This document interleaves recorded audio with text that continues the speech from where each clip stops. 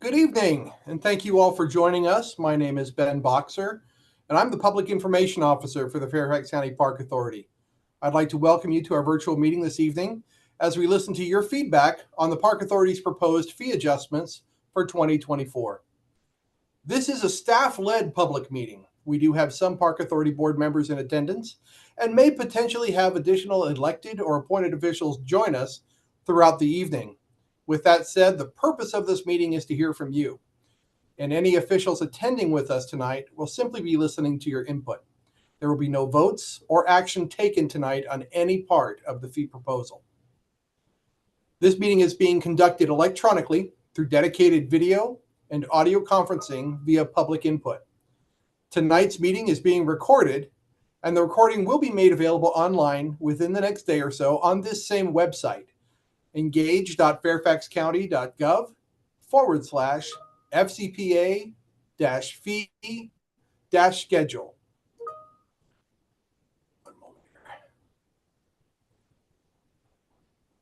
This meeting does have a call-in option. Those wishing to listen to the meeting by phone may dial 855-925-2801 and enter meeting code 3389.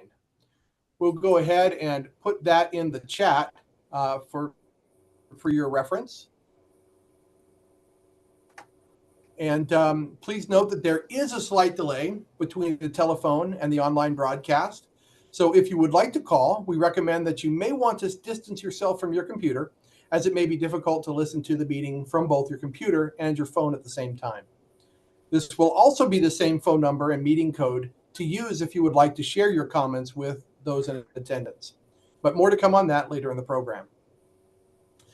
In just a few minutes, we'll hear some welcoming remarks from our Park Authority Board Chairman, Kyle Stone, who represents the Braddock District. He will be followed by a presentation given by Josh Coleman, our Business Office Branch Manager. After his remarks, we'll hear from you, and I'll explain how you can participate at that time. Before we begin, I'd like to take a moment to recognize several of our attendees this morning. And please forgive me if I miss some of you. I know we don't all have names associated with the accounts that are posted. We do have in attendance tonight Chairman Kyle Stone from Braddock District, Ken Quincy, who is representing a representative of the Park Authority Board from Providence District. We have with us Tim Hackman from the Drainsville District, Mr. Ron Kendall from the Mason District, and Mr. Linwood Gorham from the Mount Vernon District. We also have a number of our Park Authority leadership and staff in attendance. We have Jay Cole, Executive Director of the Park Authority, Deputy Directors Amy Vosper and Sarah Baldwin.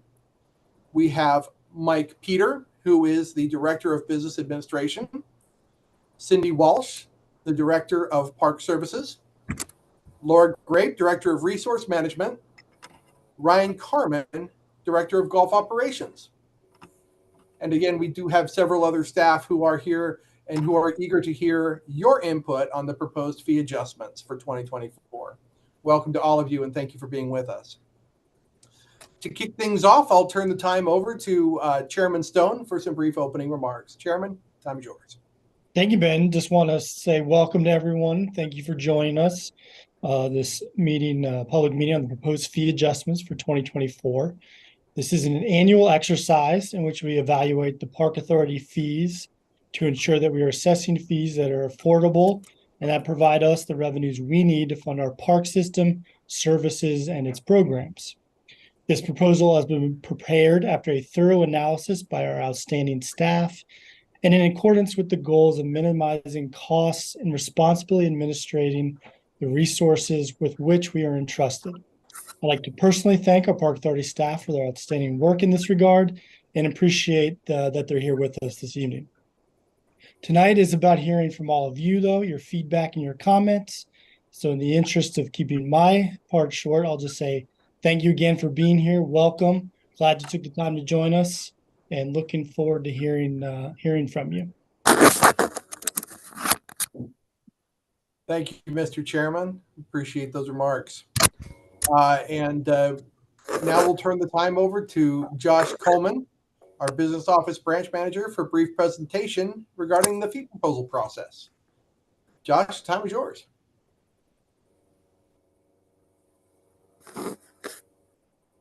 Thank you, everyone. Josh Coleman, Business Office Branch Manager. I'm going to go through a quick presentation, and then we'll carry forward here. As we go through the fee process, just wanted to point out at the beginning a quick overview of our funding. And really, when we talk about the fee process, we're really talking about our revenue and operating fund. So we have two general operating funds in the Park Authority: the general fund, which is tax supported, and our revenue fund made up of fees and charges. So the fees that we talk about in the fee process and what's been brought forward in the package is all relating to revenue fund fees and charges. So just like to have that kind of reminder out there as we continue on this process of exactly what funding we're talking about and where the fees come from. And there's plenty more information we'll see on the next slides that you can dig into in our FAQs and the information posted on our website that talk about our funding and our fees and some of the structure there. To that point, we do have a robust website dedicated to the fee process. I'd encourage you to review this. You can see both our presentation to the Park Authority Board in October that brought forward the proposed fee adjustments, the actual proposed package, our current fee schedule, and again, some of the FAQs and background on the fee process and our funding situation. As a quick reminder, in terms of where we're at in the timeline, we're right here in the public comment period with the public meeting tonight and the public comment period running through nearly the end of this month.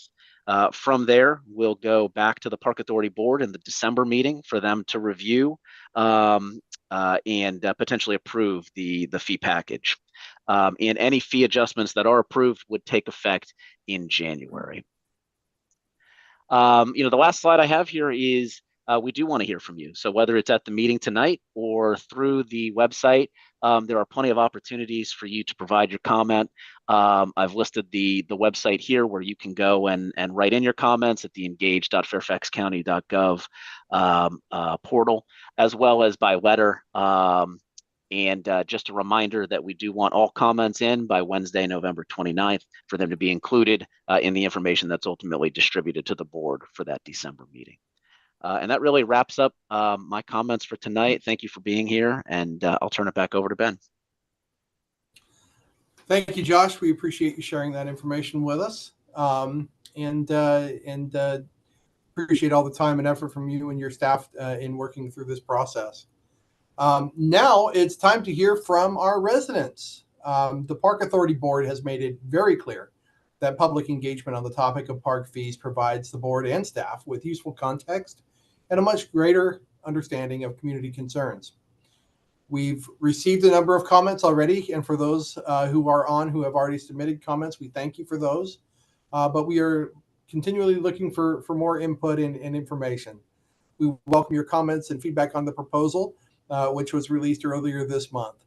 Please keep in mind that this is a public hearing, and the purpose of this meeting is to gather public input. So staff and board members will not be responding to questions in this forum. If you do have questions, you can submit them in writing to us at parkmail@fairfaxcounty.gov, and we'll be glad to provide the responses to you directly. Now I'll just take a few minutes to show you how we're going to go through the meeting and how you can participate.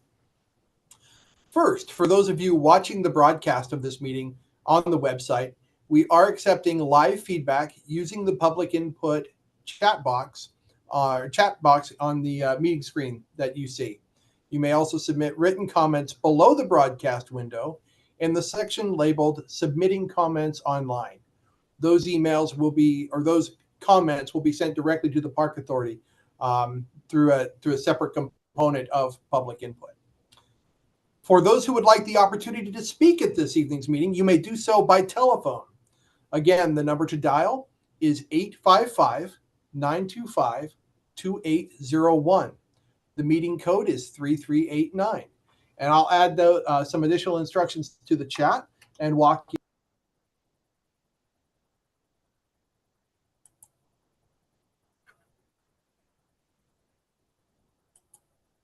Ben, for some reason, you're muted. Apologies. That's okay. I should be good now. Once you dial and enter the meeting code, you can press the star key to go to the menu of options for this meeting. There are two ways to contribute your remarks. First, you can select option 2 and leave a recorded message with your remarks. Once we do receive those recordings, we will be reading the transcript of these calls into the record during the meeting. Second, you can also choose to deliver your remarks live by selecting option 3 to enter the speakers queue. We will take all speakers in the order in which they enter the queue. Callers in the queue will be able to hear the meeting and will be prompted when it is their turn to speak.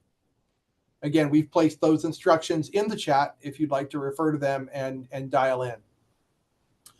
For all of our speakers this evening, please begin by stating your name, as this is a matter of record. We'd also ask you to identify whether you are speaking on behalf of yourself or if you are representing an organization. Individual speakers, as the protocol for the Fairfax County Board of Supervisors, individual speakers will be able to speak for 3 minutes. Speakers representing an organization will speak for up to 5 minutes. And we do ask that only one organizational representative per organization speak on behalf of that organization. We will keep time, and I'll be providing you with a 30-second warning as your time is winding up. With that said, we'd invite you now, if you have a desire to speak, to please go ahead and call in, and we'll pause for just a moment to see what we have in the queue.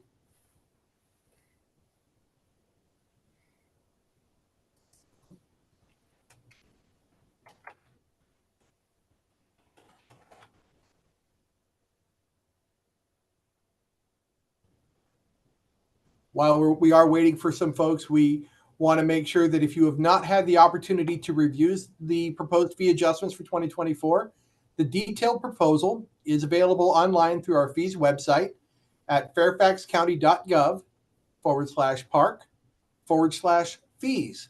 This page also has a link to the current fee schedule and a series of frequently asked questions that normally accompany the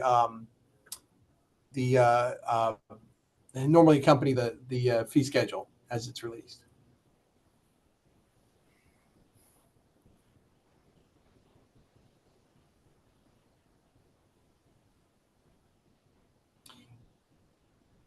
And it looks like we have one person on the line. Is that correct, Nan? That is correct. All right. They're still getting connected. Okay. Hi there, I'm online. Is it, can you guys hear me? Yes, we can. Thank you so much. The time is yours. Please Excellent. state your name and let us Thank know you. if you're representing yourself or an organization. Thank you. I'm Renee Grebe. I'm a Fairfax County resident, but I'm speaking to you tonight as the Northern Virginia Conservation Advocate for Nature Forward. We're formerly the Audubon Naturalist Society. We are the DC area's oldest independent environmental organization, and we advocate for the protection of open space for healthy communities, for people and nature, and strong and equitable environmental policies. And good evening to the Park Authority board members and staff. Thank you for your time tonight to be able to provide feedback. For the past 2 years, Nature Forward and our partners have been advocating for a more equitable Fairfax County Park Authority and the re-examination of the current fee-based system on which FCPA currently runs. And I'm here tonight to continue to let you know that we support the FCPA board in asking the Board of Supervisors for additional long-term sustainable recurring funding for the general fund to achieve this goal. And bring this up because we also acknowledge that, as both the FCPA board and staff have, that FCPA is a business which is caught in an unsustainable and inequitable financial model that won't change until this mold is broken, as Executive Director Cole mentioned in the October FCPA board meeting. And the donut charts that were shown at the beginning of this meeting tell a clear story of this change over time, away from the general fund funding of FCPA over to a primary fee-based revenue. Raising fees won't break this mold. You know this, and we know this. We appreciate that FCPA's equity report won't be presented until the end of January, and that this additional $1 million that the proposed increases in fees will raise is critical now to such an underfunded entity. And so while we cannot support the fee increases, we understand why they're being proposed. This funding problem is big and it can't be addressed in 1 year. And we just want to continue to urge the FCPA board to act quickly after the equity study is presented to be able to continue to request an increase in funding from the Board of Supervisors this year, and then this coming financial year, and also in each subsequent year until FCPA operations are funded in a way that avoids inadvertently excluding county residents from experiencing the benefits of our local park amenities. Thanks for your time. Thank you so much for joining us and for sharing those remarks. We really appreciate that feedback. Don, I believe we have another caller on the line.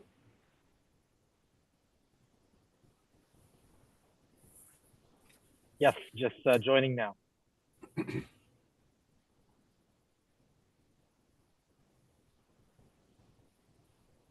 Hello, have we connected?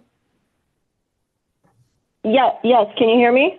I can. Thank you for calling. If we could ask you to please state your name and let us know if you're speaking on behalf of yourself or an organization, and we'll keep time. Time is now yours. Hi, yes, thank you. My name is Lydia Lawrence. I'm a Drainsville resident and chair of the Fairfax Parks Coalition. For 2 years, our coalition has aggressively advocated and successfully advocated for increased funding for FCPA for natural resource stewardship and to become more equitable. Relying on fees for almost 70% of its bottom line has created a system of inequity across our county for FCPA, leaving out our county's most vulnerable residents and prioritizing fee-based enterprises over public services and natural resource stewardship. This inequitable model can only be broken by breaking away from the dependence on fees. We understand that this can't change overnight, and we've been proud to partner in advocating for additional general fund support for FCPA. We also appreciate that the fees that have been proposed seem to be quite surgical in its precision in trying to address the short-term budgetary issues while increasing fees as little as possible.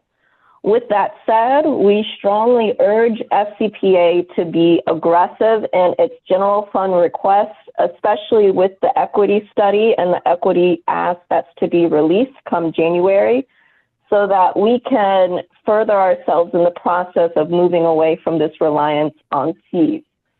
Moreover, I urge each Park Authority board member to please be assertive with your supervisor. Talk to them repeatedly, I hope, to let them know how much of an issue this reliance on fees has created for every resident in Fairfax County and for the almost 24,000 acres that the Park Authority owns, so that we can move FCPA towards a more equitable model and to be in alliance with One Fairfax. Thank you.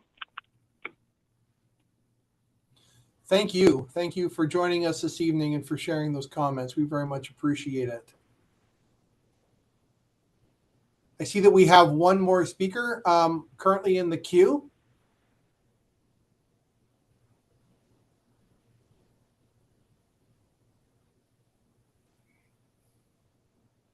It should be joining now. Excellent. Hi, my name is Nandini Nartani. I'm speaking for myself. I agree with both the previous callers about over-reliance on fees and the main objective of Park Authority as being the environmental steward and natural resource steward. But I have a little different thought about two of the departments or groups. It's the golf and maybe rec centers. I think originally when they were created, it was more for business and development reasons. And with the golf business doing so well, I think there is still room to charge more fees. And I would highly recommend FCPA to adopt a pricing approach using a data-driven assessment of consumer willingness to pay. by testing price elasticity for each location. And I say this particularly for golf because the demand is still there. And from what I know, the price was increased earlier this year, and the demand is still very strong, which tells me that customers are willing to pay. In addition, if you look at competition, some of the competition is charging more. So of course, it probably varies by location and other aspects of golf course, but it would be prudent to look at some of your data to figure out if there is possibility to increase the fees. An additional point about golfers, at least 40 to 50% of golfers have 100,000 or more household income. So you're talking about a wealthy group of people. Some of the rec centers and golf courses are in neighborhoods that are considered the most wealthiest in the country. And people normally don't drive a lot to go to these facilities, which tells me that people with a higher income are coming to the golf courses and rec centers. So to fit the equity initiative, I would highly recommend that you maybe review the golf and some of the rec center fees that can offset some of the equity initiative for camps and rec packs that has been discussed this year. Thank you very much for giving me the opportunity to speak with you. Thanks. And thank you for joining us this evening. We very much appreciate it. For those who may have joined us late, I just want to reiterate that we do have instructions for how you can contribute live thoughts to this meeting by speaking to the board and those in attendance. We have those instructions listed in the chat, and would be more than welcome to hear any additional comments that are in there or that are out there listening to us this evening. While we wait, I do have a couple things I can share to see if anybody else would like to call in. As you know, these proposed fees were originally released on October 25th. We have received, as I mentioned earlier, a number of comments via the website already, and we certainly want to thank those who have taken the time to submit them online, and of course those who have already joined us this evening and submitted comments. This public record will remain open through November 29th, and we'll be more than happy to receive comments until that time. Comments can also be submitted online or through the U.S. mail. Directions for those submitting those comments are posted on this same website that you're viewing this broadcast on at this time. It's engage.fairfaxcounty.gov/FCPA-fee-schedule.